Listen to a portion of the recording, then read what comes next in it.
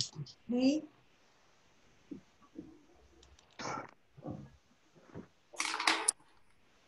Good morning and welcome to Business in the Community's new Diversity and Inclusion series. This series has been sponsored by Danske Bank. We want to thank them very much for that.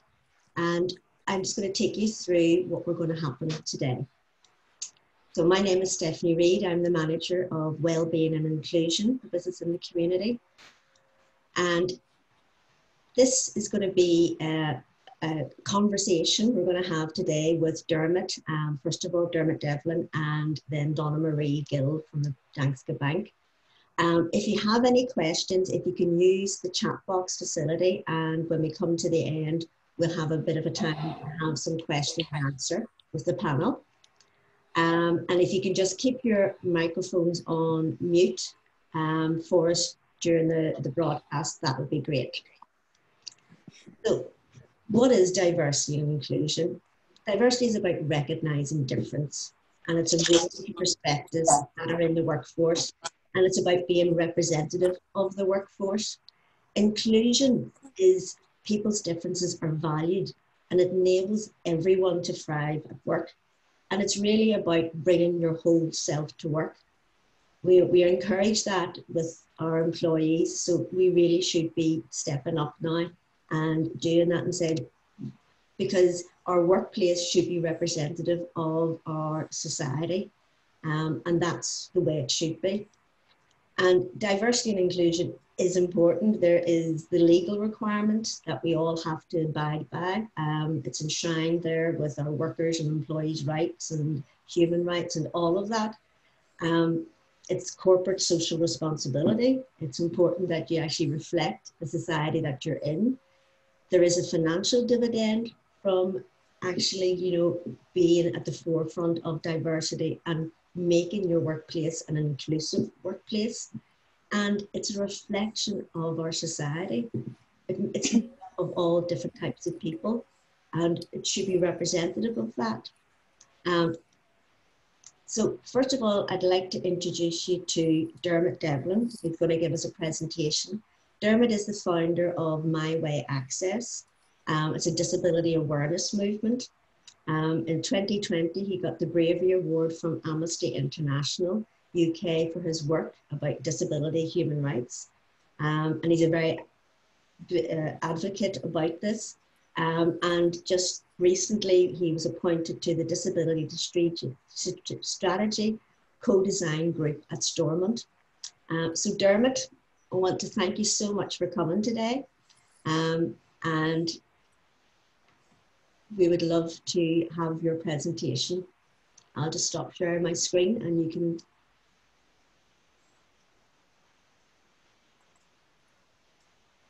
So thank you, Dermot. It's over to you now. Thank you very much for that introduction, Stephanie. My name is Dermot Devlin, but who am I? I'm the founder of My Way Access. I'm the chairperson of the OMA Access Forum. I'm the vice chairperson of the Fermanagh Gonoma District Council Disability Advisory Group. I'm also a TEDx speaker. I do a lot of speeches for rare diseases. I'm a freelance disability expert for the BBC. That's here in Northern Ireland and across the UK. And I'm also be working with the Stormont government, as Stephanie said, on the disability co-design strategy. But more importantly, despite all the disabilities and labels that I have, I am Dermot. And here's 3 photographs just to show the different aspects of my life, because when you think of disability, you probably just think of us being disabled. So first photograph with me just relaxing in the garden during lockdown. The middle photograph with me when I like to let the hair down and go crazy and dress up. And then obviously the third one is me at night with my mask on and medical treatment, just to show that yes, I have the other 2 photographs, but a disability is still a part of who I am. Some of the areas we're going to cover this morning is, what is a disability? What is the disability social model? And what is the purple pound? So what is a disability?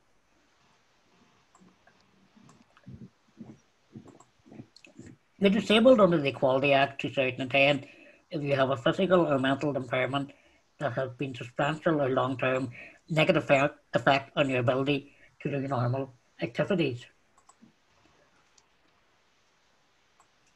What do I mean by substantial and long-term? Substantial is something that is minor or trivial. It takes longer than usual to complete a daily task, such as getting dressed. By long-term, it means 12 months or more. For example, a breathing condition that develops as a result of lung infection. A progressive condition is one that gets worse over time. People with progressive conditions can be classified as disabled. However, you automatically meet the disability definition under the Equality Act 2010 from the day you are diagnosed with an HIV infection, cancer, or multiple sclerosis. So I just want to open up a little discussion here, just for a minute or two, with some of our attendees. What do you think of when you see a disabled person? What is a disabled person to you? So if anybody wants to chime in now and just let me know what they think is a disabled person is. Well, most people would assume that it's a person maybe, in a wheelchair or, needs help in that sort of shape or form. Well, when it comes to wheelchair users, some people would be surprised to learn globally that wheelchair users only make up between 5% to 10% globally of disabled people. So it is quite a small percentage, but still an important part of the disability community. We can move on now. So here are just some examples of disabilities that people might have. So you might have a visual impairment. You could be deaf or hard of hearing. So down here you might see a small d and a capital D. That is just a differentiation between the two different types. So small d might be somebody who would just have a slight hearing impairment, maybe uses a hearing aid, and doesn't classify themselves as deaf, whereas capital D is either somebody who is completely deaf or somebody who classifies themselves as deaf. Now, I wear a hearing aid, so I would have difficulty hearing, but I wouldn't class myself as part of the deaf community, so I would be a small d. Another part of disability would be mental health, learning disability, acquired brain injury, autism, physical disability. So now we're going to move on to the social model. So before asking what the disability social model is, it is important to look at what the disability medical model is. So here you can see a demonstration of a person here, and he says, with the t-shirt wearing, I am the problem. And there's lots of different arrows pointing at them going, problem. And this is the traditional view that people view of disabled people, that they are the problem, and it's up to disabled people to adapt to the world if we want to interact and be fully inclusive. But this is a model that many disabled people do not feel suits them, and it's actually the social model that suits people. So here is a little video from Scope about the social model. Social model basically says we are people with impairments, and those impairments clearly have an impact on how we live our lives. But the impairments are not the things which disable us. I'm disabled by the world around me, and if the world was more accessible, I would be less disabled, and then I would just be left with my impairment, i.e. what doesn't work. It's not that my legs don't work that's disabling me. It's the fact that if I want to, if I'm on a flat surface, I can wheel around fine, I'm wonderfully happy. It's only when I come up to a flight of stairs. As a wheelchair user, you have a slightly easier job of explaining the social model. Whereas if you're explain the less physical barriers, it's much. Everywhere in life, to do with how we communicate, to do with people's attitudes. Discovering the social model actually was a massive liberation on another level. Yeah, I was being treated differently, and no, it wasn't me being deficient, it was everybody else's social anxieties that were being projected onto me. The blame for you not fitting in is no longer on your shoulders. Suddenly, my disability is out there and not in here. It was what made me realise that I was something beyond the thing that other people thought I was. It's a real liberating thing, but it also means you can change it. We can say to the world, look, you must put a lift in this building. You must make sure that the signage is readable for people with visual impairments. If you want that equality to be real, you've really got to then tackle the inequality people are experiencing in schools, in workplaces, with transport. The main reason that the social model, I think, is important to disabled people is that it allows us to be a community. You achieve a whole lot more as a group. As long as we, as disabled people, make sure that our voices are heard and that all those people that support us also have their voices heard, I think we will get there. Social model based. So just to move on from the social model now, we're going to look at people from history who were disabled, but maybe might not be recognised in the history book as being disabled, because unfortunately disabled people seem to be erased from the history books. So many people would be familiar with Florence Nightingale. Florence Nightingale was an English social reformer, practitioner, and a founder of modern nursing. Nightingale came to prominence while serving as a manager and trainer of nurses during the Crimean War, which she organised and cared for wounded soldiers. But did you realise that Florence had a chronic illness and chronic fatigue? So between all her work, she would suddenly have to go away, lie down and sleep. And for maybe days at end, she would be bedridden because of pain and tiredness. But this is a fact that not many people are aware of. Now we have Stephen Hawkins, but a lot of people know exactly who Stephen is and his disability. But that shows you that despite having motor neuron disease which paralysed him, that Stephen had a positive impact on science around him. And the final person from history is W.B. Yeats. Now, if anybody's familiar with the Irish literature in the 20th century, W.B. Yeats is actually the pillar of Irish literature establishment who founded the Abbey Theatre, and he also served 2 terms as a senator in the then Irish Free State. But did you realise that W.B. Yeats was dyslexic and also had a learning disability?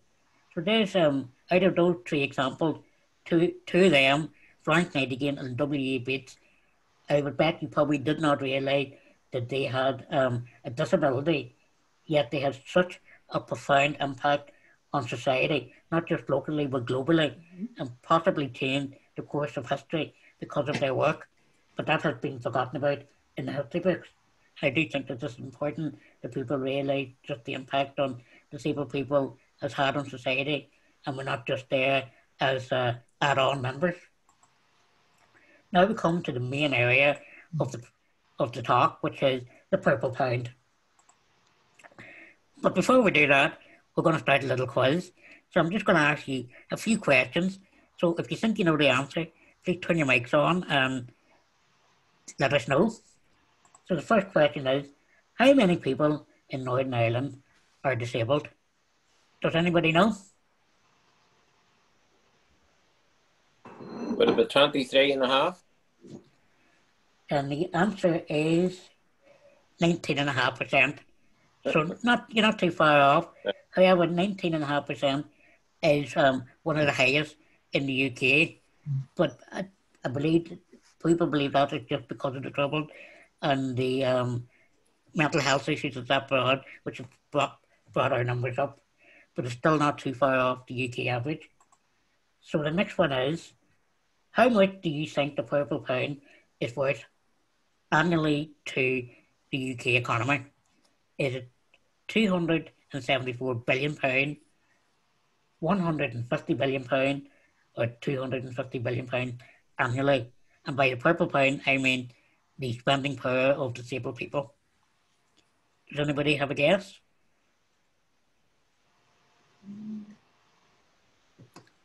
Well, we don't have anybody guessing, so the answer is disabled people bring £274 billion to the UK economy annually. So just imagine if your business is not set up for disabled people, there's £274 billion that's been missed from the economy. So the next question is, how many disabled people leave a business due to poor accessibility or poor customer service? Is it 75%, 40%, or 30%? Anybody? Go for 40%. 40%. And the answer is 75%. So potentially, if you don't have your business ready for disabled people, or if your customer services is poor, you're not going to get 75% of disabled people as customers, because they will leave. And I have left too. So by how much do business lose by ignoring the needs of disabled people annually? Is it £1 billion, £2 billion, or £4 billion? Two? Yes. And the answer is £2 billion. So you could end up losing £2 billion because your business is not ready. So now just a little bit more information about the Purple Pound. It involves the rights of people and department within your business. This must include the responsibility of marketing your products and services. If you undertake market research activity, however formal or informal, consider extending these activities to include disabled customers, because their voices need to be heard, not just for us, but for your business too. Make sure that you have the basics in place, whether that is in terms of online accessibility, accessible communication, and or the physical environment. So that's to ensure that disabled people in whatever form is able to access your business and get retail or whatever it is that you provide.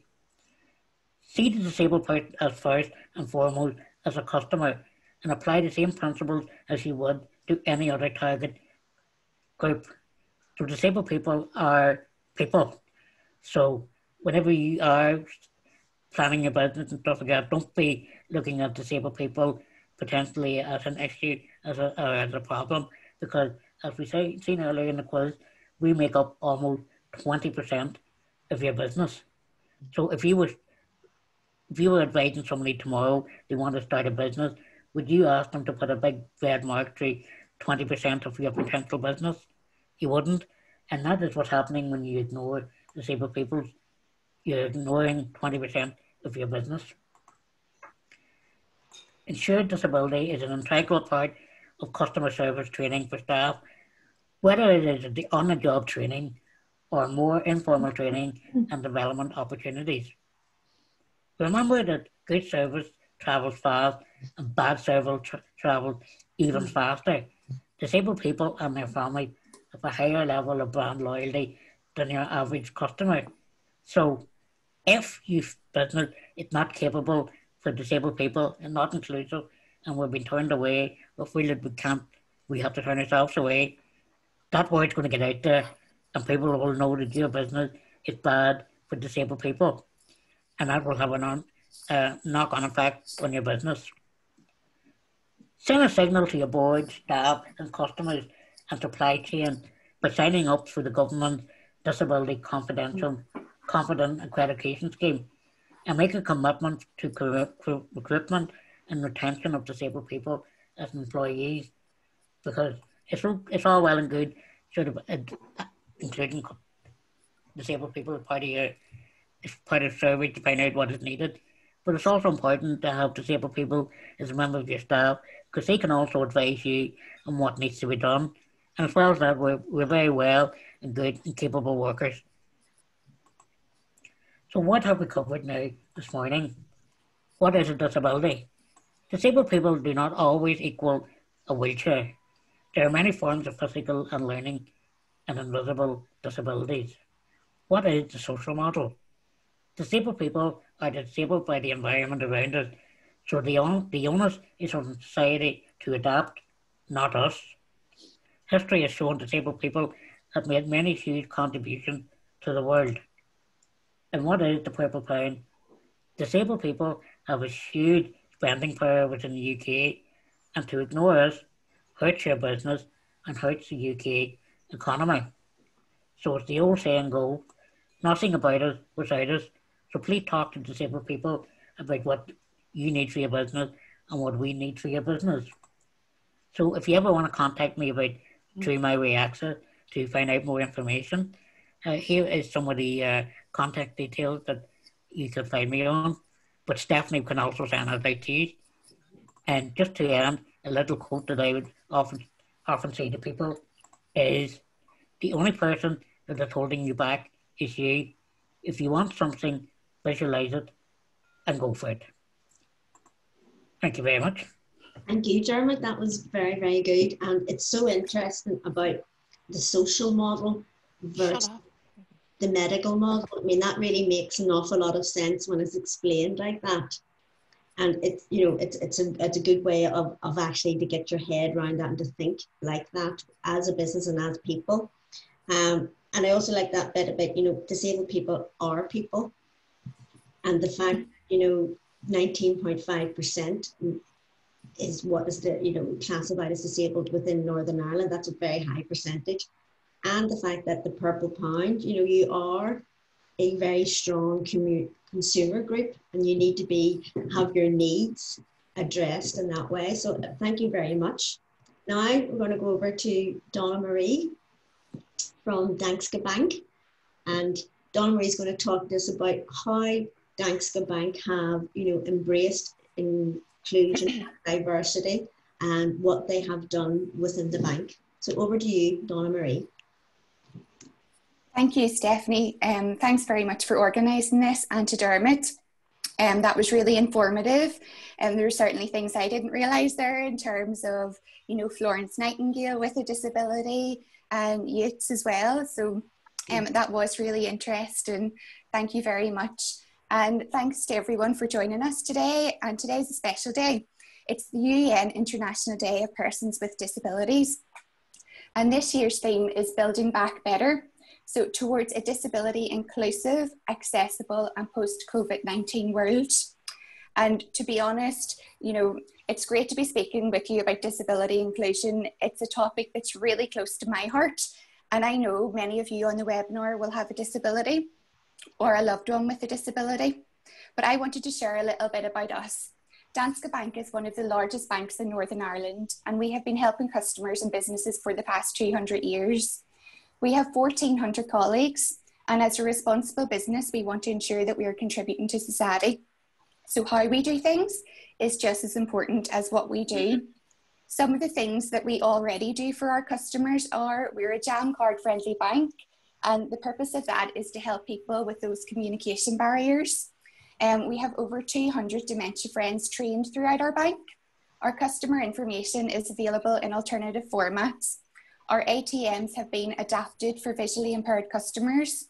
All our branches have disabled access and a hearing loop system. All employees are trained in dealing with customers in vulnerable circumstances and our new customer support flags. We've signed up to the Equality Commission's Every Customer Counts Charter. We've recently established a check-in and chat initiative, which the purpose is to check in with our more vulnerable customers. And also we've launched a dedicated vulnerability telephone line, carers account, and the Sunflower Lanyard scheme. So today I really want to focus and talk to you about our employee disability network Enable, which has personally been one of the highlights of my career. Before being appointed to the diversity and inclusion role at Danske Bank, I was the chair for Enable. And Enable sits alongside two other affinity groups in the bank, Gender and Rainbow, and is a core part of the bank's diversity, inclusion and belonging strategy. And today is a special day for us as well, as it marks 1 year since we launched Enable. And I thought it would be really helpful just to share with you how we got started, some learnings. But I want to say now, we're very much on a continuous journey. We're not perfect and we're learning as we go. So if you look at any network, it's a community of individuals with a connected purpose. And for us, Enable is an inclusive group made up with people with disabilities, those who care for people with disabilities, and those who are just genuinely passionate about caring for others and making a difference. We have an absolutely great group. It isn't their core job, and I know some have joined us on the call today, but I just want to be clear, we wouldn't be able to do anything without their dedication and also without the support we have from our executive leadership team. If I go back to the start, where it all began, I got great encouragement from my manager at the time, Orla, and our HR director, Caroline, to bring disability inclusion in the form of an employee network to the table. So I did research, established some facts, and had a look at what other organisations were doing. And I secured an executive sponsor who is Stephen Matchett. Stephen is our CFO, Deputy CEO, and also sits on our board. But most importantly, he is an advocate for disability inclusion for all and provides us with great support and guidance. Okay, so we've got that in place. Where do we start? We were the first organisation in Northern Ireland to sign up to the Valuable 500. And personally, I felt that was really important because it held our organisation to account. So this is a campaign where organisations make one action to commit. And our CEO agreed to put disability inclusion on the board agenda. I was shocked to discover at that time that only 4% of organisations focus on becoming disability inclusive. We also became members of the Business Disability Forum, who offer us a wealth of resources and expert advice and guidance. And we had conversations with Maeve and Diane from a local social enterprise, the Now Group. But one of the most important things for us to do was to get honest employee feedback. So we released an intranet article and asked our colleagues to come forward and share their feedback. Oh, did you tell her you're leaving?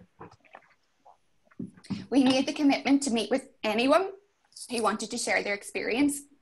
So for us, that could have been hundreds of employees, but it was really important to them, and it turned out to be absolutely invaluable for the organisation. So 33 people came forward and we held 3 focus groups. We started off the sessions by sharing our own personal experiences with disability.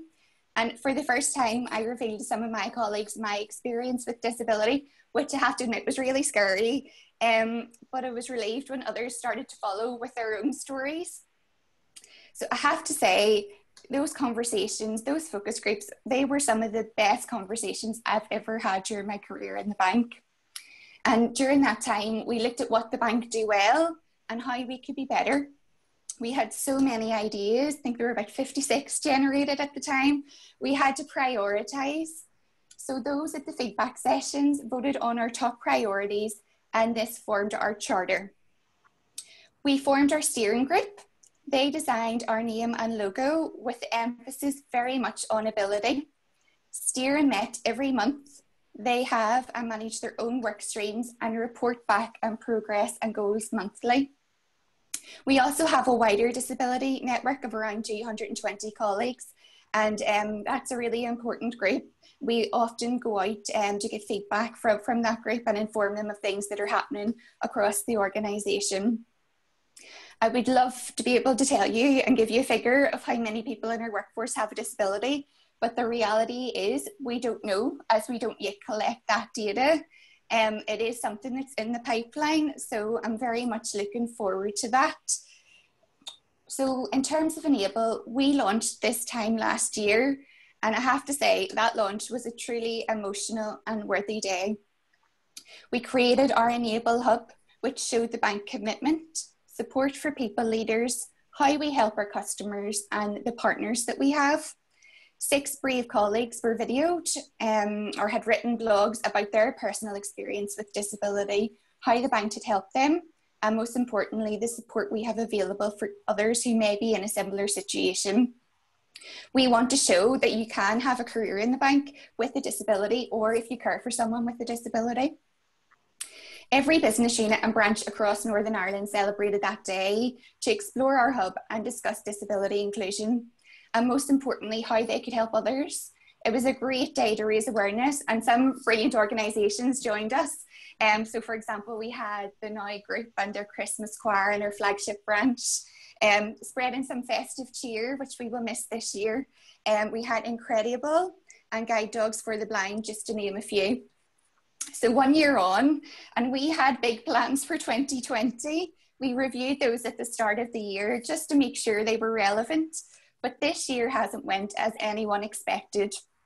And it's fair to say we refocused our priorities into supporting our colleagues and customers during this time. So things did take a little dip for Enable. For colleagues who were shielding and weren't able to do their typical work from home, the bank set up a check-in and chat service for our more vulnerable customers. And to date, there have been 13,500 calls made to signpost customers for additional support during the pandemic.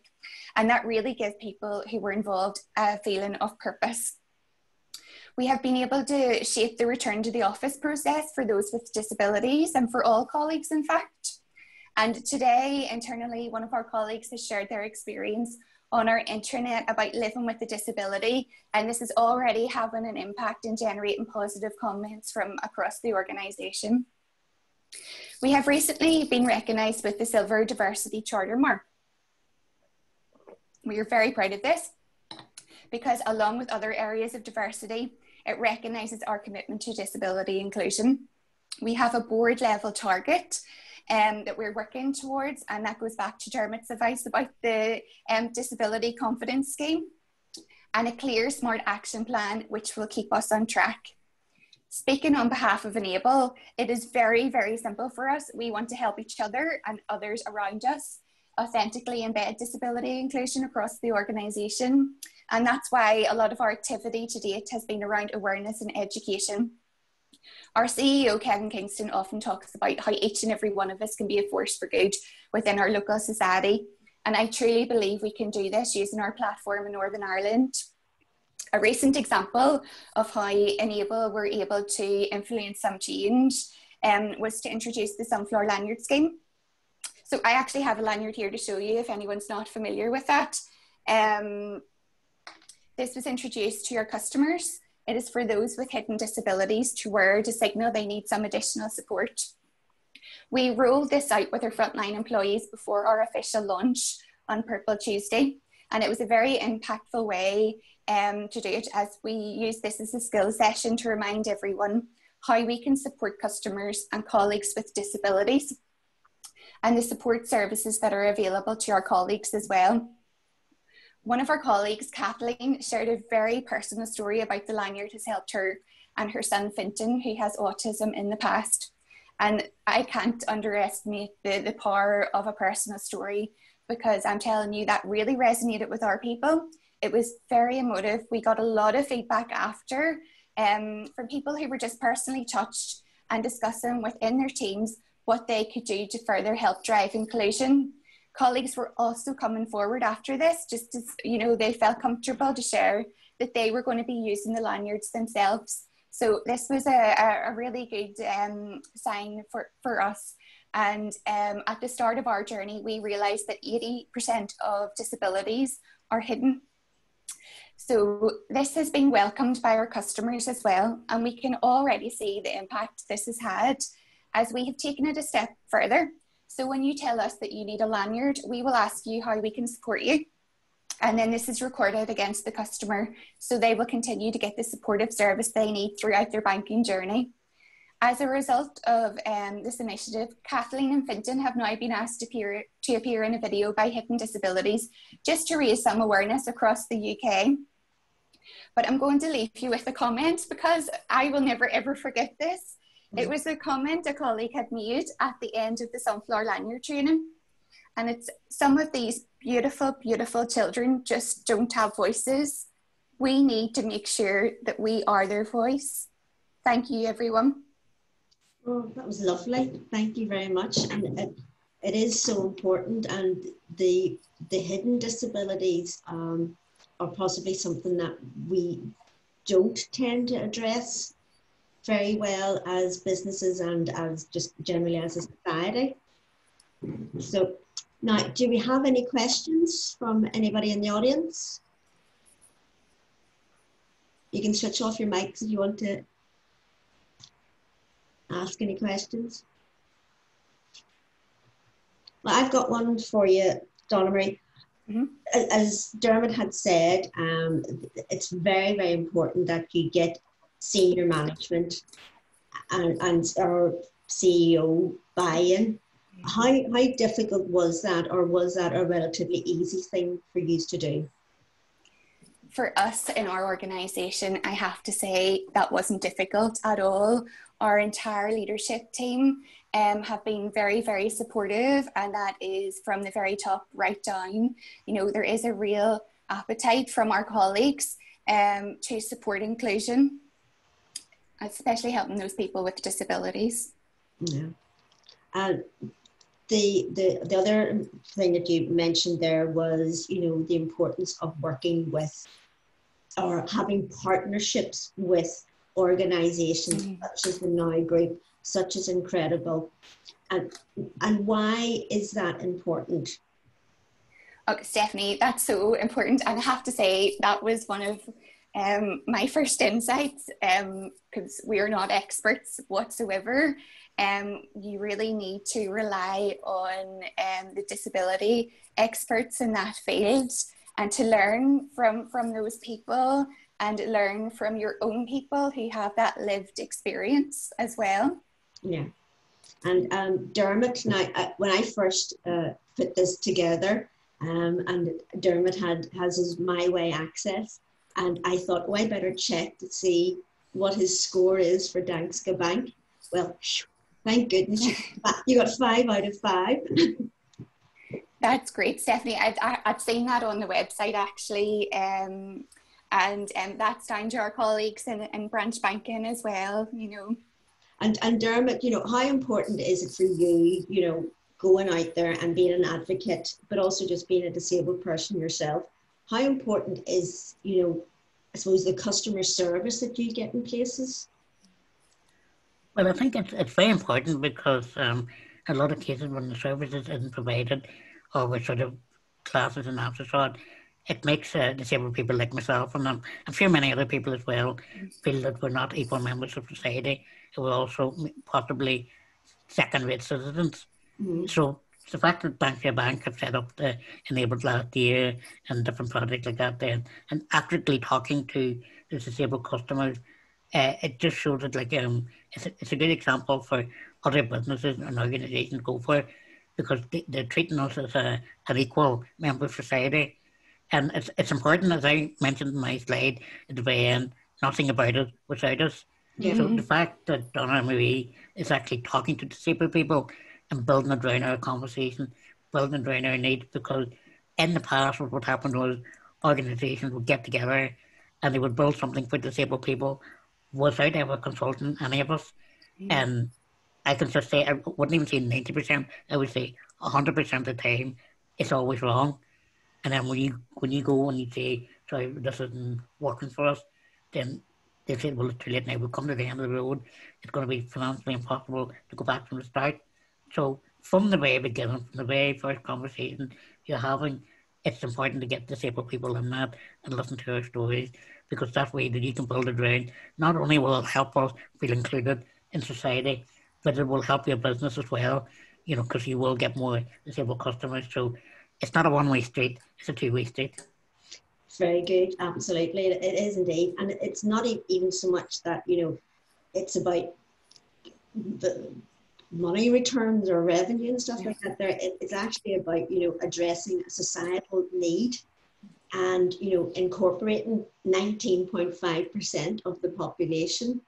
You know, that's a substantial figure, and to be addressed and to be listened to and, you know, talked to from the very beginning when you're designing stuff or when you're actually implementing or thinking about doing a program is vitally important. That communication process, both ways, is very, very important.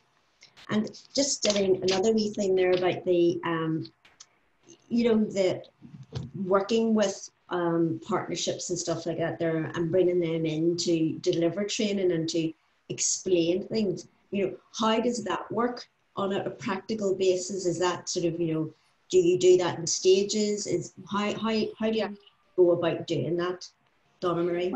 We have 2 examples where that's worked really well. So I'd mentioned the jam card. So there was training rolled out, train the trainer training in-house. And as a result of that, you know, we are jam card friendly, and we have a training team as well and a conduct team who helped facilitate that. We also have customer experience training for our colleagues. So what we find is from feedback, people with disabilities don't want to be treated any differently. You know, we want banking to be accessible for all. Every single customer counts regardless of your characteristics. So that's the approach that we take. There are some things that we need to get specialised training on. For example, when it came to our training with dementia friends. So we have over 200 dementia friends trained across the organisation. And I can actually tell you the impact of that because, and she won't mind me telling you this, but there is a branch manager in Kennedy Centre called Annette Houston. And she had undertaken the training and rolled it out to her team and then decided to take it a step further. So she went to the Kennedy Centre Management, and as a result, the training was rolled out across Kennedy Centre, and that was for every single employee, including, you know, those in the stores and people in security and cleaners as well, just to recognise and to help customers if they need that help. That's brilliant. That is a really good idea because, I mean, it's including everybody, to say, from cleaners right through. You know, it's excellent. And just a wee question here for yourself, Dermot. I just want to know, how have things changed over the years? You know, I don't want to give too much away, but it's Dermot's birthday today. Happy birthday, Dermot. But how have things changed for you over the years? You know, what has been the journey? Has it improved, and what more do we need to do? Well, it's beginning to improve now, but it's moving at a slow level. You know, what's happening now was regard to, like, Fermanagh District Council, where I belong, the area I belong to, they've set up a disability advisory group, which I'm the vice chair of. So anything that the council's doing, we will consult them on that and tell them what needs to be done, what needs to be right. Now, they don't always get it right, but at least that the conversation is there. And then with regard to Stormont, which you had said earlier that I'm be starting on, basically what they're going to be doing now is going to be building a brand new strategy, disability strategy for Northern Ireland. So they have set up a conversation. So I'll be part of a group of 10, and what I'll be doing now next year, we'll be going out to different disability groups and consulting with them, asking what does Northern Ireland need to do, what does the Stormont government need to do for disabled people. So then I'll take this back, and they're going to build a strategy around what disabled people have been telling them, because up until now, it's been nearly impossible to find the right person, whether it's local government or Stormont government, to get things happening. And as well as that, with our advice, they're going to set the new laws for disability inclusion in Northern Ireland. So we're going to work our way up, and then that'll ripple down to businesses. But it has been improved. It has been improving now, because I don't know whether it's just in the local area that people know me now, that they know that I'm going to have a word with them or not. But it's not a taboo topic anymore. We're not sort of being brushed away, and they're more willing now to listen to people. And I think that's the biggest change I've seen. It's just now getting them to realise, yes, you're listening to us, but actually act on it. Yeah. But Danske Bank is doing, but a lot more businesses and organisations need to do it. Now, I'm not saying that you have to do X, Y, and Z to make everything inclusive, but sometimes the smallest things can make the biggest difference to disabled people, and then you can build on that over time. So don't be thinking that it's going to be expensive, because 9 times out of 10, it's not. It's just the little things that make the biggest impact on disabled people and customers. Yeah. It is. It's like taking that disability lens and looking at what your business is like, the physical environment, and also your people, and sort of how you do that. I mean, the very famous example is from that book Invisible Women by Carolina Perez, and it was basically done in Sweden, and it was their snow policy, and they decided as a joke, because we're so PC, the Swedish government, that they would look at their snow policy through a gender lens. And what that meant was they looked at what women and children and the elderly needed during the winter months. So instead of clearing the main roads out of the town, they decided, once they had spoken to the women and families and stuff like that there, that they needed to actually clear footpaths first and make the town accessible before they actually looked at the main roads out. And what they found whenever they went back and looked at those figures, that hospital admissions were down by a quarter. People weren't taking as many days off sick during the winter months for flus and colds, and the amount of broken bones, especially in the elderly, had went down by half. And that was just by taking a simple decision of, instead of clearing the main roads out of the town, we will clear the footpaths and anything that people need to get to school, to get to work on foot. And that made a massive difference. And it's just, as you say, doing something, it was something simple. They were going to clear the roads anyway. It was just changing what roads they cleared first. And that made a massive difference. So it is important that businesses, talk to yourself and to others like you and sort of say, well, what can we do? And as you say, it could be physical environment. It's about accessibility. That could be online. That could be in person. It's about training people as well. So, Donna, just to finish off there with you, you started up Enable, and how important are employee networks? And secondly, how do you make sure you get the right people on them? Thanks, Stephanie. So I think from what I had demonstrated earlier, employee networks are essential.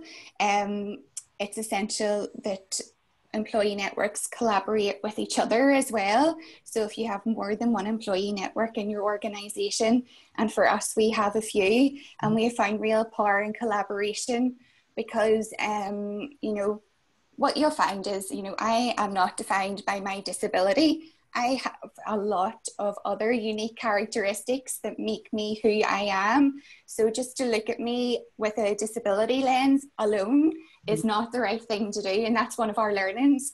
And just going back to the point there about, supporting people with disabilities, we very much have learned that if you ask someone with a disability how you can support them, never ever assume, because everyone's different.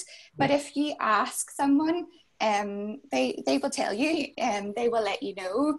And as part of that, what we did across the bank is we created a network of vulnerability champions. So there's over 100, and those are based in our branches, our contact centres, and different support functions.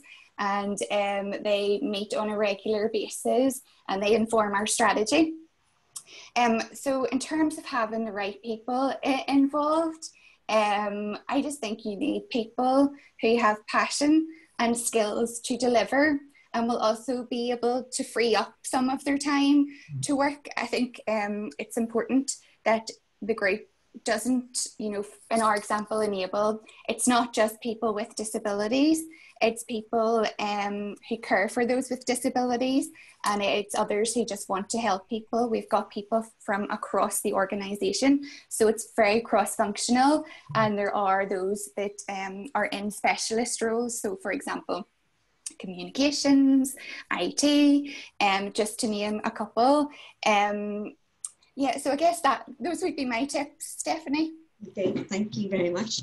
So, what I got out of this today is the importance of communicating and asking disabled people themselves what it is that they want and require. And it's very, very important that you have that representation in your workplace. It's important that there is buy-in from senior management, CEO, the whole way down. It's no point somebody just doing this off their own bat in some wee department. It needs to be a whole organisation approach, and that it is beneficial to businesses and to our wider society to have the ability to discuss these things and to make accessibility for all disabled people really, really important. So can I just ask you, Dermot, to give us one wee thing you want to leave us with today, one wee message? Well, I suppose it sums up the old thing that I put at the end of my slideshow was nothing about us beside us. So if you're going to do something for disabled people, don't do it beside us. Start the conversation, tell us, ask us what we need, and we will tell you. As Donna Marie said, we're not shy about coming forward and letting you know what needs to be done. No, you're not. and we're grateful for it. Thank you very much, Dermot. Thank you, Donna Marie, for joining us this morning. And thank you all for coming along. And if you have any questions or anything out there, you want to say anything to anybody before we go? Or are we all okay? Can I ask a quick question? Yes. In my own organisation, I work in the public sector, and it's actually good to see businesses like Danske Bank being at the forefront there, pushing disability rights. I work in an organisation which doesn't do anything for staff with disabilities, and COVID has obviously brought to the fore that we have a lot of staff with long-term health conditions. But we have an issue in that, for example, diabetics on medication are not been recognised or classed as being disabled workers, whereas a lot of the staff with that condition actually do feel themselves. What would the panel think of that? Well, it depends. I mean, as I said, we have the legal frameworks and all the other legislation there with that. I think it's possibly a conversation to be had at management level with somebody within your organisation. Maybe it is bringing the likes of Dermot or others into the organisation to talk about what is disability and how it impacts upon people on their daily lives. And it's about, as Dermot says and Donna says, it's making those small adjustments that can actually make a person, make their work life more enjoyable and make them more, have a greater tie to the organisation as well. It could even be something as simple as, for somebody like a diabetic, maybe it's something like a flexible working arrangement. No, it actually, COVID obviously has brought to the fore this year. There are a number of us are trying to obviously push for a network and to have the organisation have disabled people represented on their equality working group. A lot of us, I'm diabetic myself, I'm on medication. Obviously, if I don't take my medication, I wouldn't be able to do my job. It would have health issues for me and other people in the same sort of book. But we're just having issues on getting our own organisation to recognise that we should be entitled to reasonable adjustments. I'm only asking people to come and speak to us and allow us to put our case forward. So even within the public sector, there's a lot of work to be done. And it's a sector which you would expect to be at the forefront, pushing disability rights to act as a good example to the rest of society. And John, it's interesting you used your own experience with diabetes, just to share with us. Thanks for that. I found when we went out with Enable, we were actually getting questions from people. They didn't realise that diabetes was a disability. So there was an education and awareness piece there. But how we have it set up, we have a wellbeing strategy, John. And we have independent occupational health, so they would help guide us in terms of, what legal reasonable adjustments we're required to make. So I do encourage you to speak to your management and try and get something sorted. It has been worked on. yeah, I'm sure. I'm actually using your organisation as a good example. Oh, that's good. Yeah, I mean, the more we get people to actually sort of address and to look at this, the better it is for everybody. No, you're quite right. And it's important that we talk about this and be open about it. And continuing on from that, we were going to have 2 more in this series in January. We're going to be looking at racism, and we're also going to be looking at homophobia as our next topic and how we can look at addressing those issues as well. But for today, I want to thank you all very much for coming. Special thank you to Dermot, and enjoy the rest of your day and have a really enjoyable birthday. And have a good birthday. Thank you very much. And thanks very much. It was very informative. Really enjoyed that session. Oh, You're welcome. Thank you. And thank you, Donna Marie, as well. Thank you, everyone. Happy birthday, Dermot. Thank you very much. We should all have a happy birthday. Happy birthday, Dermot. And thank you all, and goodbye. Thank you. Yes, Bye. Bye.